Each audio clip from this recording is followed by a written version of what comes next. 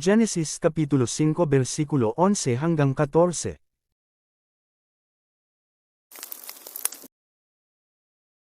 Pero bago tayo magpatuloy, huwag kalimutang mag-follow.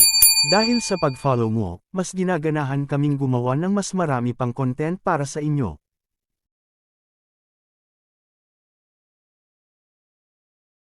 Genesis Kapitulo 5 versikulo 11. At ang lahat na naging araw ni Enos ay 905 taon, at siya'y namatay. Genesis Kapitulo 5 versikulo 12.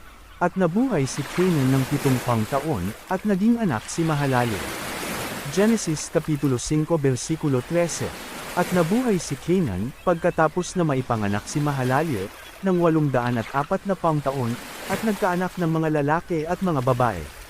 Genesis Kapitulo 5 versikulo 14. At ang lahat na naging araw ni Canaan, 910 taon, at namatay.